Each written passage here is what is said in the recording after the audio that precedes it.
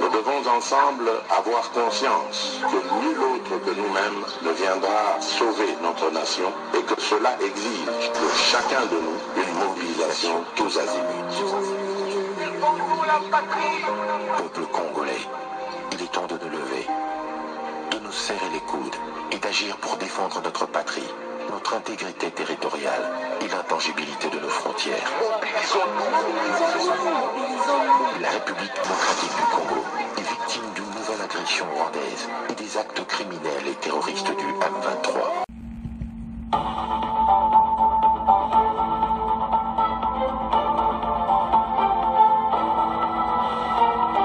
Bonsoir, bonsoir, bonjour. C'est Congo News 24. Bande Konanga, comme toujours avant de commencer notre émission, nous disons merci à Dieu. Nous disons merci à nos chers abonnés et téléspectateurs qui nous suivent partout dans le monde et en RDC. Bande Konanga, soyez les bienvenus. À la une, chers téléspectateurs, on va commencer cette émission Bandeko avec Makutano. Mokonza mboka lobi, économie en mboka, makambo fait changer, alors à sala couverture à Makutano na Kinshasa, tokola nango na ba image. Et puis na deuxième partie, tokoloba ete fachi na katanzila, pona kopekisa embouteillage, et puis kaka na point oyo, Délice sanga interpellé et libéré Bokoyoka l'émission Oyo. Deuxième point chez téléspectateurs, Toloba Kiango, des magistrats dénoncent des failles dans la justice. Ba magistrat ba fundi. Tebsa kibino ete cour supérieure magistrature ba sekele kobima des syndicats ba fundi. Alors Bokoyoka l'émission Oyo, Oye Yindi petoza la connecte. Chers téléspectateurs, émission na bise bandi et comité autosola ensemble masolo ya mboka.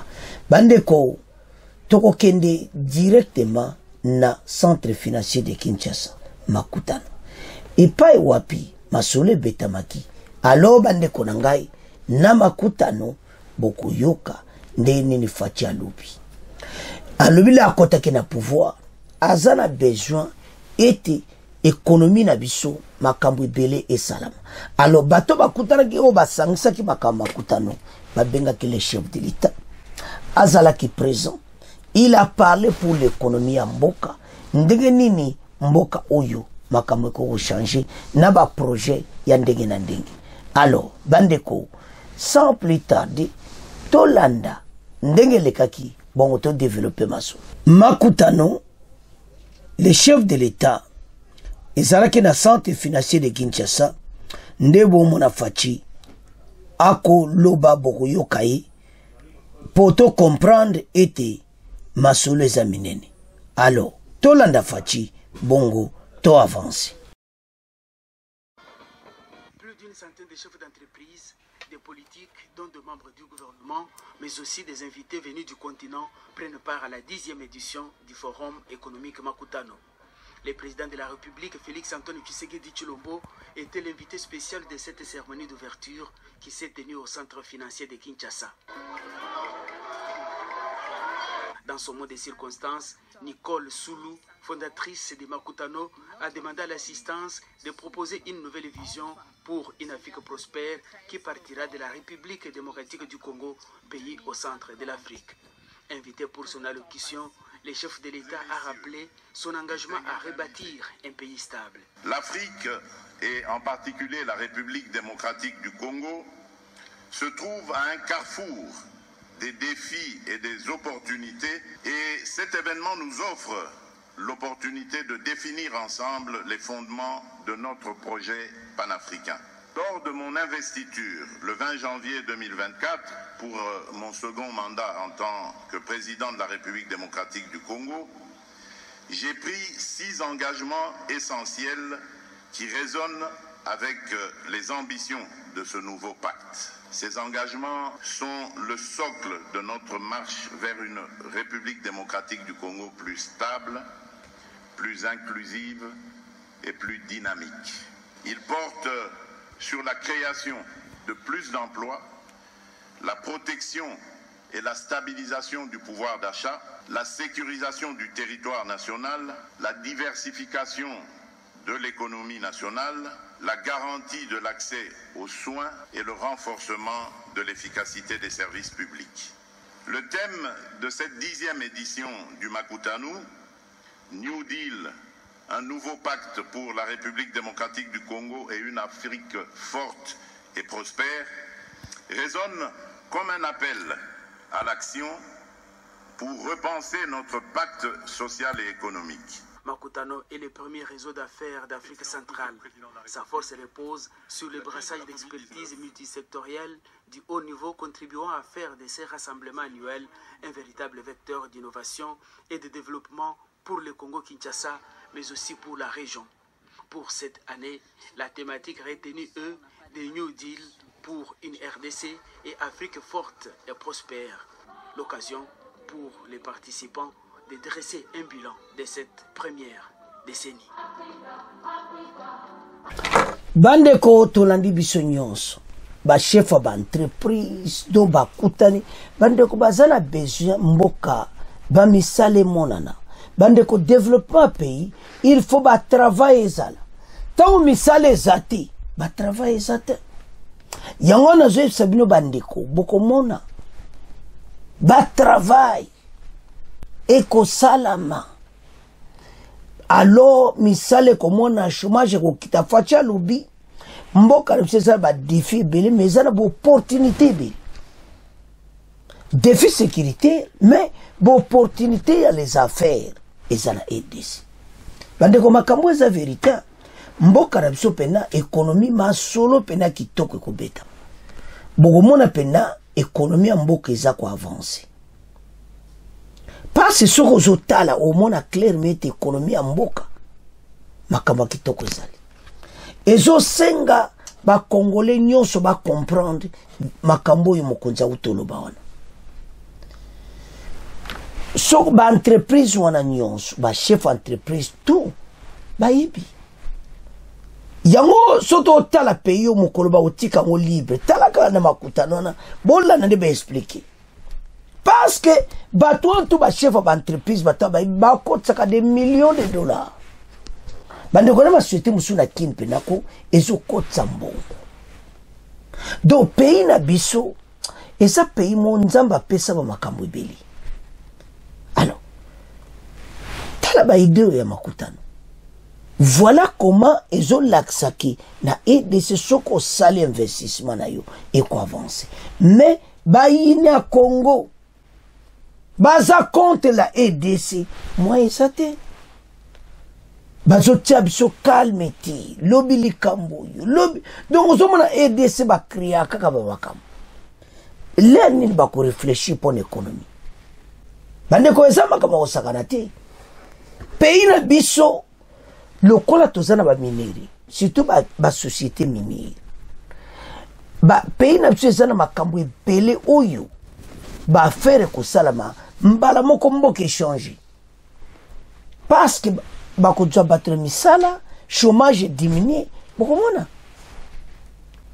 bandeko makambo tozoloba et de se faire comme à niveau mususu mais ezo senga ba congolais ba comprendre nde facha l'hôpital avec na pouvoir pays il faut ekoza la boiti mais ta kutaki yango mawato alors tolani Makutano tokomo tika ngona bino bo développer tokomo ke na deuxième fois to yesebno mokonza mboka atiki mikolo nano kobima amoni ke fo mboka na ya contrôler ngo bien yemoko akei ko tala makaba embouteillage jour aye ko mona na ba roulage ngo na bata donc bande ko tala pesa passer mokonza mboka kuta makamba boyi il fallait yemoko atambolaka et l'autre luka yango wana tala facha zone nga changer RDC na niveau mususu mais les Congolais bazo comprendre tes vision à chef de l'État mboka comme na niveau mo ba Congolais nyonso ba sepela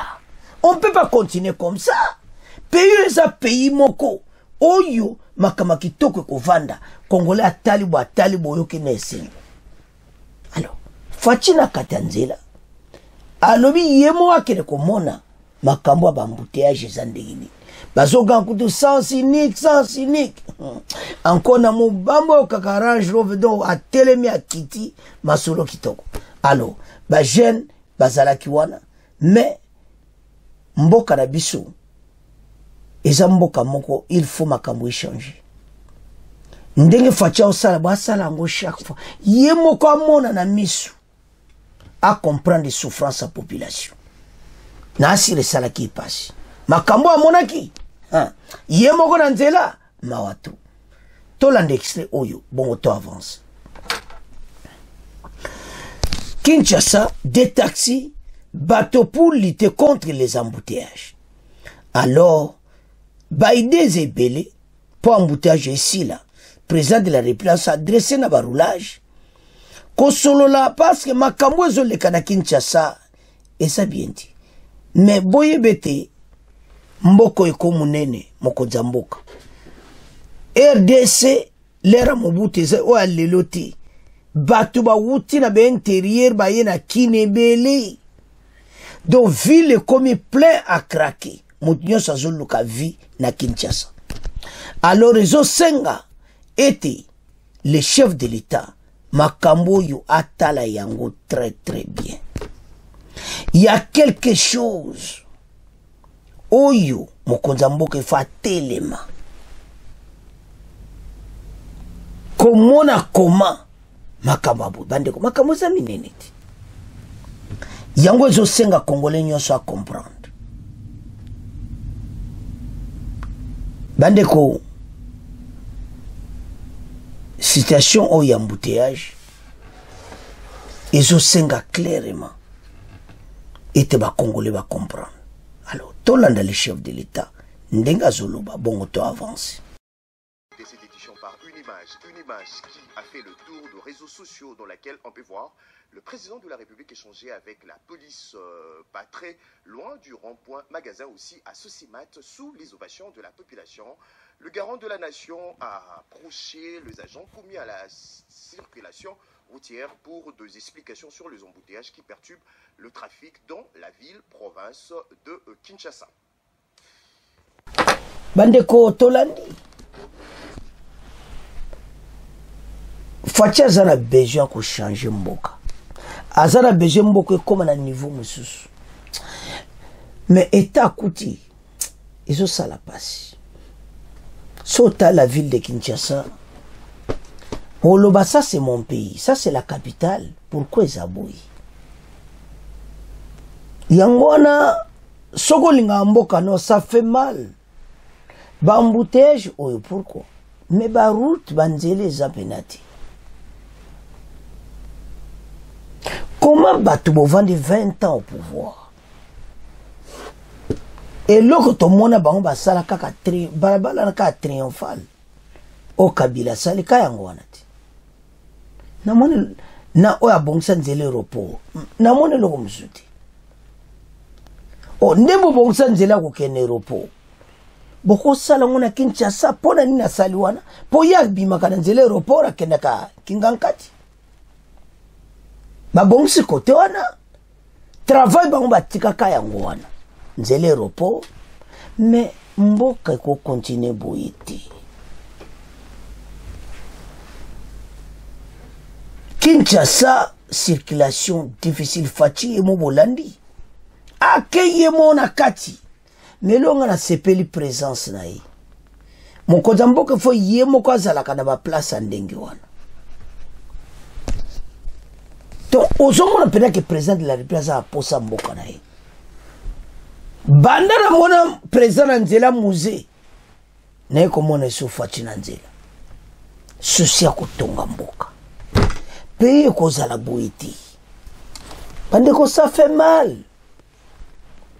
Situation haute, je vivre dans EDC, ma condition, et je ça la propriété. Il y a un toujours 5 ans dans Congolais, tala, bandeko, boyebi, ba konjo yo, ba ça n'a pas ça va changer mboka. Mais nous avons des jaloux. Nous avons mis thème à ma bête. Et boye ba qui mettait à ma bête, ça bien dit. Mité en bébo détruire mboka. Ça ne peut pas aller comme ça.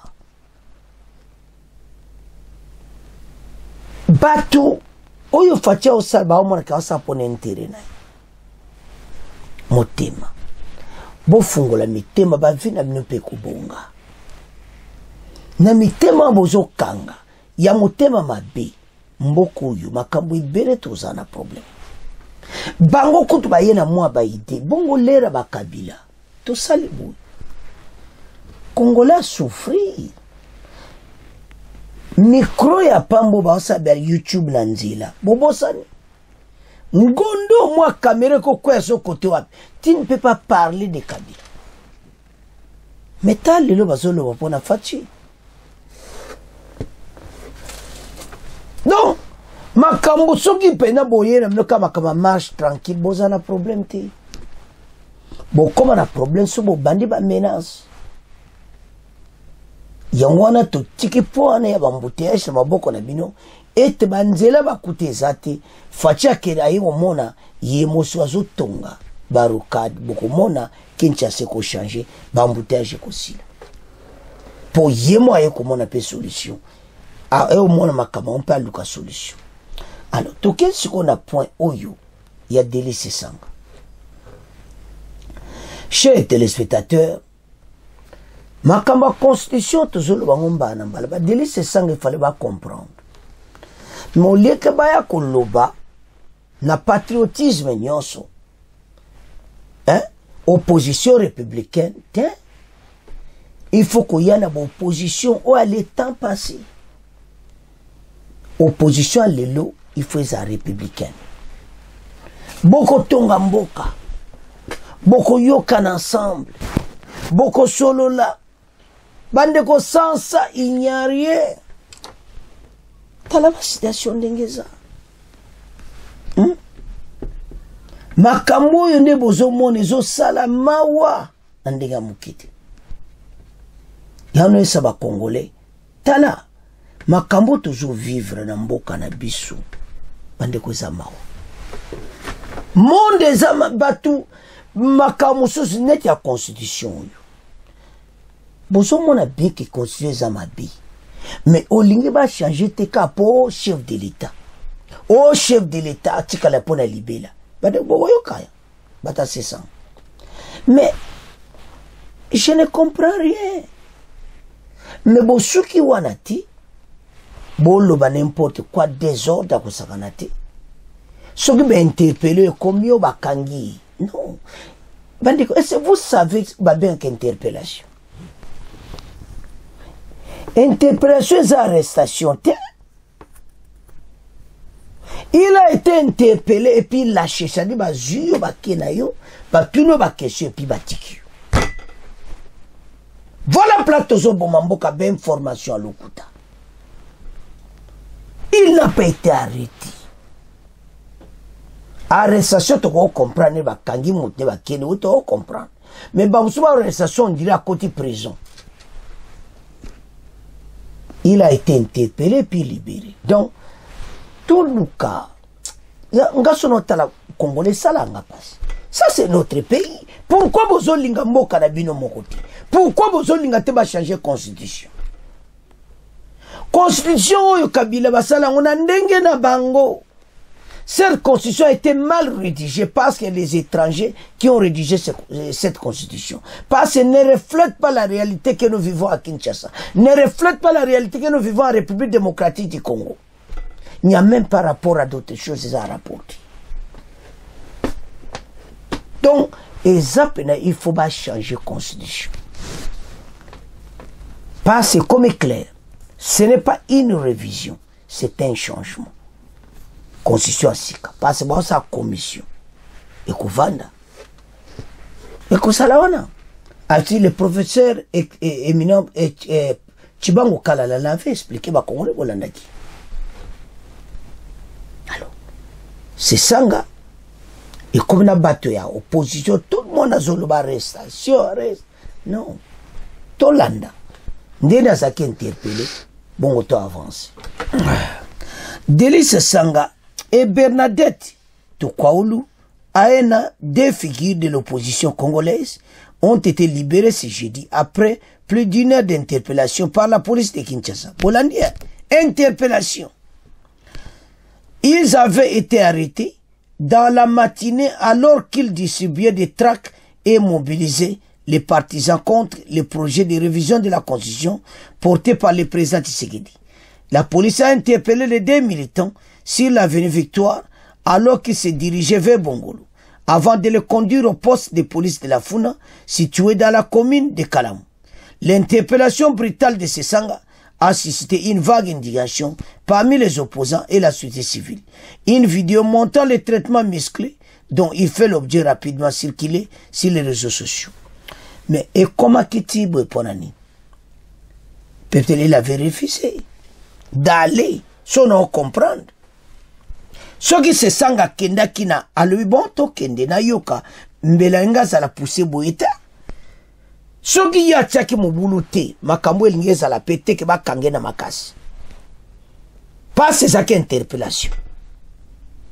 Alors, se sanga, amoni ke fatia mobulu, oleka miti kaka kena ye, bake basoli après batiki, mais non. Yango yema ke comme musclé bakangi. Alors, tolanda extrait oyo, bon auto avance. Très chers auditeurs, bonsoir. L'opposant d'Élie Sesanga et président du parti en vol a été interpellé et relâché quelques heures après ce jeudi à Kinshasa par la police nationale congolaise. Selon son parti politique qui dénonce cette interpellation qu'il qualifie de brutale, c'était lors d'une activité de sensibilisation de la population contre la révision ou le changement de la Constitution. Rodrigue Ramazani, secrétaire général de l'envol, affirme que l'hôtel de ville était informé de cette campagne de sensibilisation lancée par la plateforme Sursaut Patriotique. D'où il déplore la dispersion des militants de cette structure par les forces de l'ordre. On écoute Rodrigue Ramazani au micro de Grassam Zadi. Nous avons constaté que la police était déployée et a commencé à disperser le membre du sursaut patriotique qui était venu pour sensibiliser la population contre les informations erronées que monsieur le président de la République avait distillées à Kisangani, comme quoi la constitution de 2006 serait rédigée à l'étranger par les étrangers. Et nous étions là aussi pour marteler et dire à notre peuple que le changement de la constitution ne profitera que à monsieur Tshisekedi et sa famille qui continueront à dilapider le fonds public de l'État, maintenir notre peuple dans une situation de pauvreté extrême. Et étonné aujourd'hui de constater que dire non au changement de la Constitution est devenu une infraction jusqu'à pousser à une arrestation brutale et une répression inédite contre le président national d'envol, Élie Sesanga. Et nous sommes là pour dire aux Congolais que le changement de la Constitution n'aura pas lieu. Soyez-en sûrs que nous ne laisserons pas, nous ne reculerons même pas pour que M. Tshisekedi se permette de changer la Constitution et de s'octroyer un 3e mandat. Bandeko tolandi biso nyonso. Mais nazo ebate. E komiti bakango na makasi pasi ba epse tokende. Okosa le kambo tellement que omona bakonzi bo solola na commissariat police ba expliquer pourquoi okosala ba kamozo salati. D'abord, on n'a même pas encore ma constitution bandi. On avait seulement dit ça. Yos bani propagande yaboui. Il y a des autres. Et sa propriété. Sans un leader, il y a parti politique. Bon, nous kakame déontologie politique, je ne comprends rien. Bon, mais on a un bien. Comme ça, beaucoup de monde a makambo belé ko change. Mais oyo bozo même na boy, ça ne peut pas changer. Bande ko mawa. Quand on tala makamba boy. O tali titi o lobi non. Et ça possibilité. Qu'est-ce qui se passe au juste? Banamboka. Makambo oyo basisanga, il faut pas comprendre que révision constitution est un changement de la constitution. Il y a une commission bakovanda. Parce que le Fatia Lobiango Bamba otala la personne du président Félix. Bazotala les intérêts de la RDC par le changement de la constitution. Changer cette constitution, payer comme à un niveau monsieur. On ne peut pas continuer comme ça. T'as la pays. Hein? Voilà ce qui se passe au Monaka Colombie, ces pays. bandeko ezo sala mawa soko tala makambu ti oloba non, ce n'est pas possible. Tokoko tambola boete, il faut constitution bien oye vanti ba norme ya biso ndenge to vivaka ba réalité na biso ya ba congolais wana nde constitution biso zana posa nango. Mais oya PPRD wana oyo ba opesa na Rwanda soki Union africaine une partie à territoire en cas où t'analyses sur le makambo wana, ça fait mal parce que la constitution était mal rédigée. Constitution ma so ozaki ministre ozaki na poste so que ma be osalaki le ozaki ministre bako kangote eza na kata constitution muma tata mponyo so ozaki ka premier ministre président bako kangote. Donc tumba no yiba no ba milliards de dollars muto okanga ya zati atosi olongwa zango mona bato tout ba yiba la ba libana bolo basala bangoni. Mais constitution ezo pekisa ba kanga bango boyo kalibela omoni ex-président Kabila quel que soit matata mponyo quel que soit boko kanga bango te constitution lobby ko kanga bango te mbeba tu basala ki le bakiro pouvoir ata basasaki basala ki nini oyo wana otile lo ba congolais ba regretter boko kanga bango te constitution boyango. Alors c'est ça nga ba soutenir constitution ndengwa to komona bango banani et c'est balingi RDC et ce sont des congolais et ça la passe. Alors c'est ça nga bo revoir makambo na bino boyebete constitution wana yango nde bomi RDC. Alors bana mboka to tiki point c'est ça nga na maboko na bino to komo kende na point na biso oye yindi les états généraux ba mati 3 jours encore 72 heures. Il fallait si la mercredi, c'est jeudi, vendredi, samedi. Pourquoi? Makambo e bimi kuneza somo. Tu sais ce qui bino? Ete ba magistrat ba yebi. 4 syndicats ba magistrat ba ekofunda. Conseil supérieur magistrat si bolongola yango ba ekofunda qu'il y a des failles au sein, il y a justice nabiso. Motamba a raison. Mama kapte ça qui bin. Ba ko funda dans les États-Unis. Ezaya ko inda esi indi parce que il faut pas la vérité batouare pe basala makamona bazawana. Balobi il y a des failles sérieuses. So l'on fait on a basé le kaka mafia paysanne. Parce que c'est vrai. Notre pays ne peut pas continuer comme ça. Notre pays, il faut tout le monde a un changement total. Mandeko, ça fait mal. Ce que nous voyons au Taliti, au Lubia, et des Sénabisoui. Non.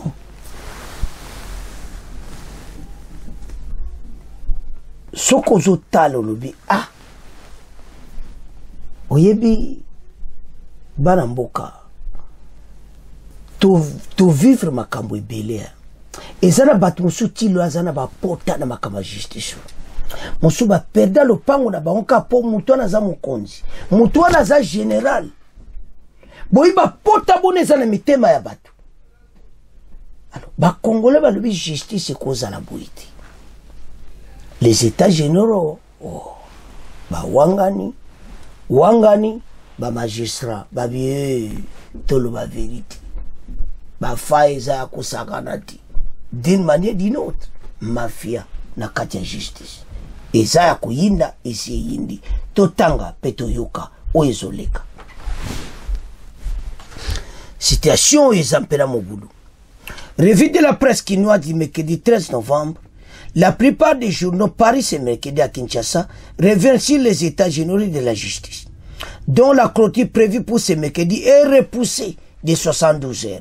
Pour le dossier Leki, débutons avec la référence plus, qui signale que le ministre d'État, ministre de la Justice et Garde des Sceaux, a annoncé mardi 12 novembre, lors de la clôture du dernier panel que la clôture des États généraux de la justice en RDC prévue initialement ce mercredi est repoussée de 72 heures.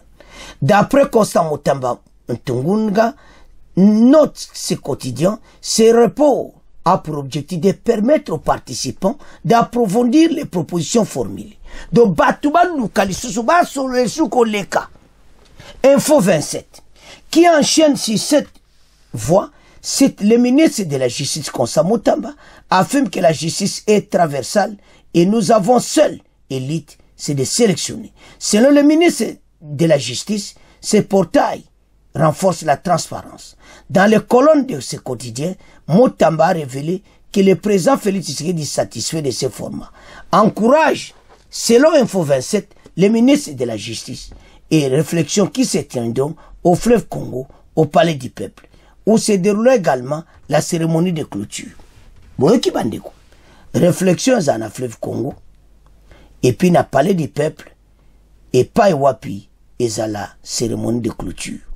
Après les échanges en plénière qui se sont achevés mardi dernier, rapporte connu, les participants sont répartis en 9 commissions pour traiter des problèmes qui gangrènent la justice congolaise. L'objectif de ces états généraux est de dresser un état de lieux, plaisance et proposer des solutions concrètes pour soigner ces malades, indique Econews. Donc, Masolo Kitoko, Tolanda extrait Oyo, bon auto avancé, les états généraux, 72 heures,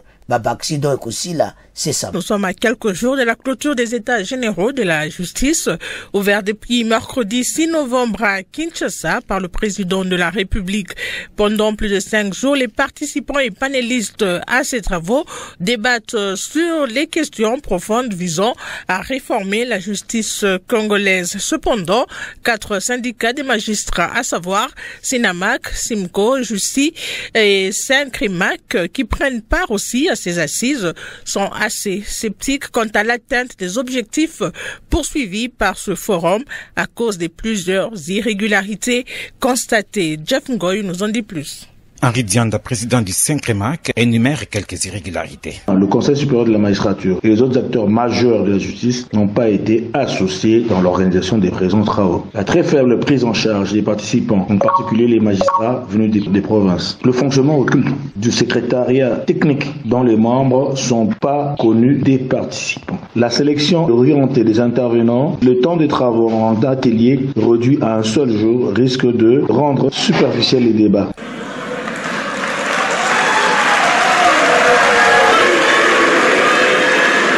Ces bruits proviennent des militants des partis politiques et parfois des étudiants, soit pour applaudir certains panélistes favorables à leur opinion, soit pour conspuer les magistrats syndicalistes qui rappellent leurs revendications et dont le temps de parole semble réduit, d'après Edmond Issofa d'Isinamak. L'impression que nous avons ici, c'est que ce n'est pas des états généraux où nous devons échanger, mais ce sont des attaques dirigées contre les magistrats et ce qui semble ne pas être normal. À cette allure, on ne va pas aboutir à quoi que ce soit. Ne nous donnons pas l'impression comme si quelque chose était déjà boutiqué et nous sommes simplement venus pour accompagner. Dans les couloirs du centre financier, une dame expatriée s'étonne de ce qu'elle qualifie de désorganisation. Ce n'est pas cela, les états généraux qu'on attendait, nous déclare-t-elle dans l'anonymat.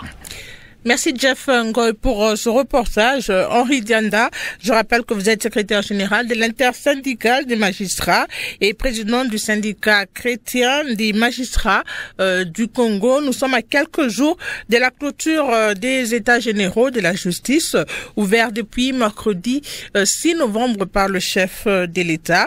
Lundi, c'est-à-dire hier, vous avez publié un communiqué dans lequel vous dénoncez plusieurs irrégularités constatées lors de ces travaux. Vous en avez vous-même énuméré, notamment vous êtes plaint de n'avoir pas été associé à ces travaux. Vous parlez, vous notez une pléthore des participants constitués en majorité des membres des partis politiques, notamment NOJEC. NOJEC, c'est le parti politique du ministre de la Justice.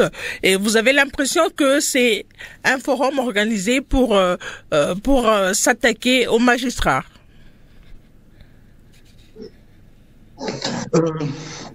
Merci beaucoup, madame, pour le condensé que vous venez de faire sur ce qu'a été jusque-là la manière dont les choses sont passées disons, aux États généraux de la justice.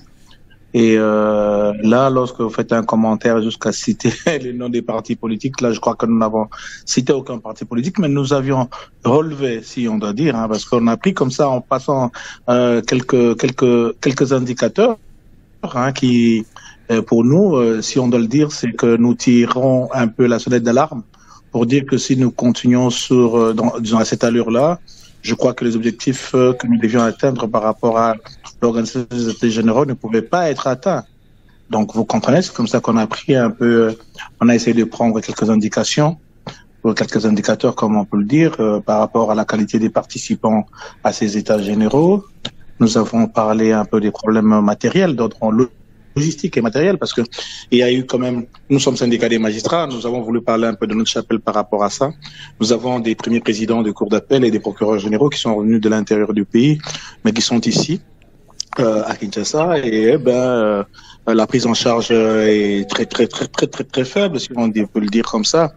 Mais également, nous avons estimé que si par rapport, je reviens encore un peu sur le plan des participants, qui est quand même important. On a dit que que les États généraux devaient être constitués non seulement des magistrats, mais également d'autres groupes tels les ONG, les organisations non gouvernementales, comme on peut dire, de droits de l'homme et autres, les avocats, le barreau, donc qui devaient pouvoir être là pour intervenir, mais également on a parlé de la société civile. Pour des questions qui s'avèrent être assez techniques, moi je crois qu'il fallait quand même essayer de tenir compte de la qualité des participants à ces États généraux. Le nombre en question, 3500, ça nous rappelle un peu la conférence nationale souveraine. C'est dans le tohu-bohu, je ne sais pas comment est-ce qu'on va arriver à trouver des solutions pour une justice qu'on a qualifiée de malade, bien qui fonctionne pas bien, il y a des dysfonctionnements de la justice, mais que l'on doit pouvoir poser un diagnostic sérieux. Mais je crois qu'avec ce nombre-là, avec le format, le format pléthorique de ces participants, on ne peut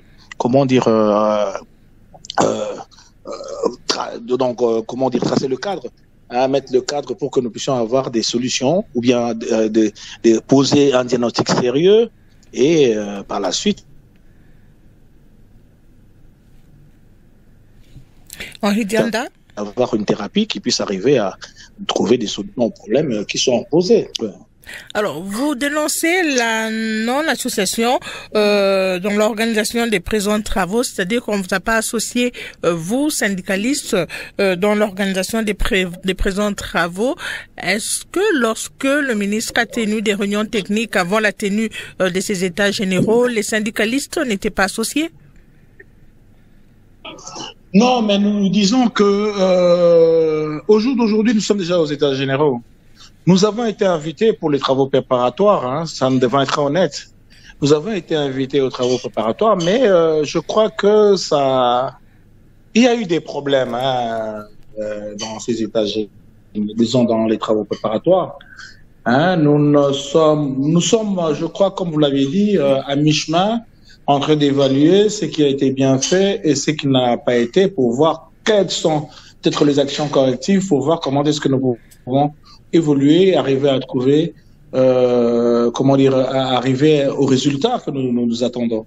Donc, tant qu'il y a eu des petits couacs, mais aujourd'hui, nous avons, hier, par notre communiqué, sonné l'alarme, nous avons alerté qu'il y avait des choses qui se passaient pas bien, et en prenant quelques indications comme ça, nous avons voulu que nous puissions rappeler, sonner l'alarme pour dire aux organisateurs que regardez, nous sommes en train d'aller à la fin de ces travaux, nous risquons d'accoucher, excusez-moi le terme, entre parenthèses, d'une souris. Et pour ça, nous devons pouvoir vite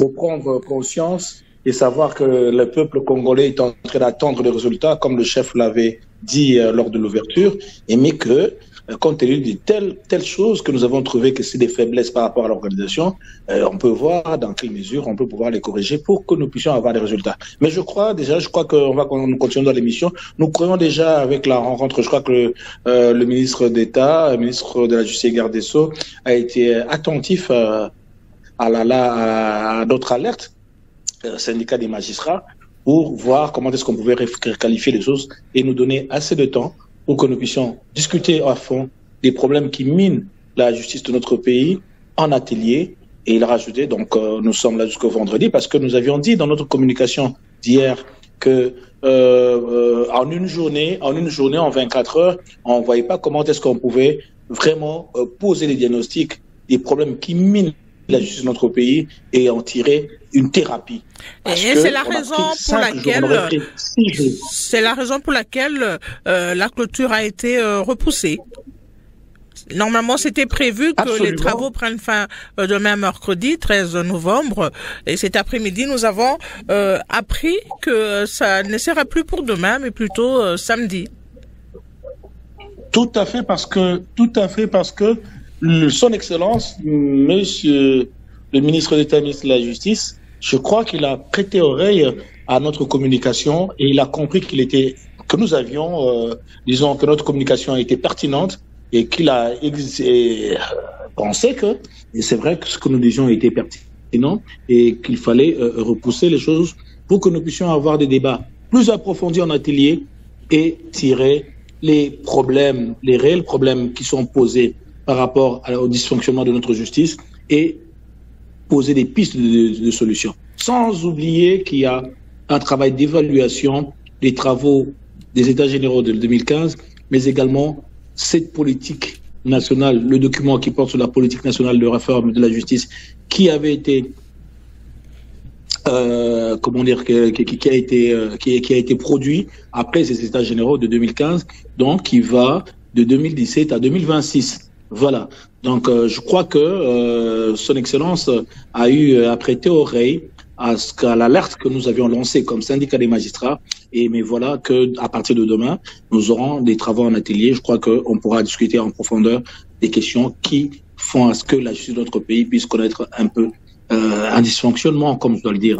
Alors, vous vous plaignez de la qualité des participants. Vous auriez souhaité que ces travaux ne regroupent que les magistrats ou toutes les personnes impliquées qui sont dans le secteur de la justice? Ben écoutez, mais nous sommes venus aux États généraux de la justice. On a dit un thème, je ne voudrais pas trop revenir sur le thème de ces États généraux pour dire que le chef de l'État a dit que la justice de notre pays était malade, excusez-moi de le dire comme ça. Ça, c'est un diagnostic qui avait été posé par le chef de l'État. Ben alors, qui nous demande à ce que nous puissions examiner, voir de quoi souffre cette justice. Alors, comprenez que la qualité de ceux qui venaient de ceux qui devaient venir à ces États généraux devait quand même avoir un certain profil par rapport à la question, aux questions qui sont posées. Hein, je crois que c'est bien ça. Comment est-ce qu'on va aller on vient pour parler des questions de justice, prenons par exemple de l'injonction du ministre de la Justice. On vous a perdu, Henri Dianda. Je crois que c'est un problème de connexion. Que ce soit examiné par le commun mortel. Ils ne comprendront pas. Ils ne comprendront pas qu'est-ce qu'il y a. Mais il faudrait bien appeler des spécialistes. Je crois que c'est ça, non? Lorsqu'il y a un malade, quelqu'un qui souffre d'une thérapie, d'une maladie quelconque, je crois qu'on va chercher des spécialistes, excusez-moi le terme, des spécialistes pour avoir réellement, qui puissent cibler la maladie, diagnostiquer la vraie maladie et donner une thérapie de choc, si on peut le dire comme ça, comme le chef de l'État l'avait dit, en reprenant un peu reprenant ce que le ministre de la Justice avait déclaré lors de l'ouverture des travaux. Voilà. Bandeko tolandi biso nyonso. Voilà la situation. Les États généraux. Bandeko makambo eza minene. Yango nazoloba ke bana mboka makambo oyo eza makambo kusakana te. eza makambo minene parce que eza ndenge oyebi so nazotala tala bakongolais toza na position ya kitoko ekomi temps oyo ndenge tolandi wana bolandi badeba d'abord sur les 4 syndicats magistrats bayi kofunda qu'il y a des failles na kati tolwa ke fait de fait ata bobombi na bino ekobima siko bapesi motamba raison les syndicats baza bato badefendaka bamagistrat baza mpe bajuge mpe bayi kofunda en tête kuna epa mafieza ministre azaki liboso mama Mutombo yepe il fallait akuti mama na tiki ne pekabu azai komona ti non azomona te bandeko totelema mpona intere ya mboka sans oyo nyonso oyo il n'y a rien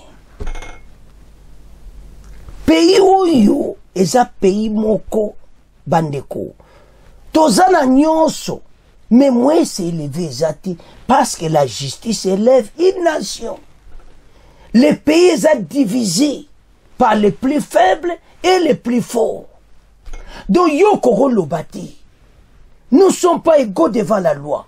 Article 12, on est à l'okuta. Il y a constitution, il y a PPD. Nous ne sommes pas tous égaux devant la loi. Ces peuples-là continuent à souffrir. Alors, si on a la bateau, nous surtout ces cravates en rouge, bazo tambola la banzela, en état, ce peuple est en train de souffrir, ça me fait mal.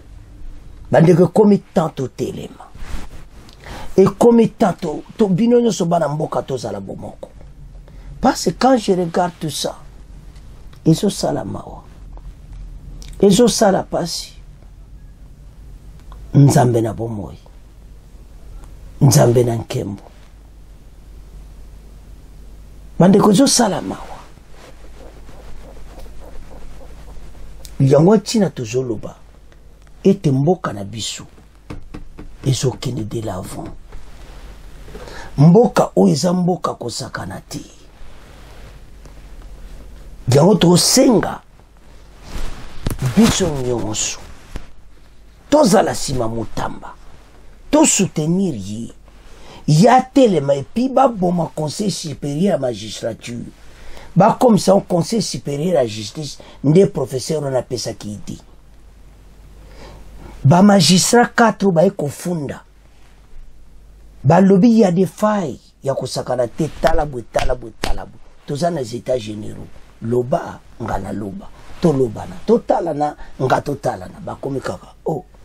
Bobo yeba bo bomba. To bomba te ngara koloba vérité alobi kuna pas ngara koloba vérité les états généraux makambo changer motamba lobi soki boy to baksa 72 heures to ça ki bino eza facile te ya ko briser mafia moko salama ba sala ba plan na bango do tout c'est salama donc ba $50,000 ba $100,000 ba 1 million do ba mbongo ndebo mona bato na ba tiki ko liberté provisoire wana yozo finga bisa bino ba journaliste on ndenge ni na ka liberté provisoire ba vérité bimi les copains.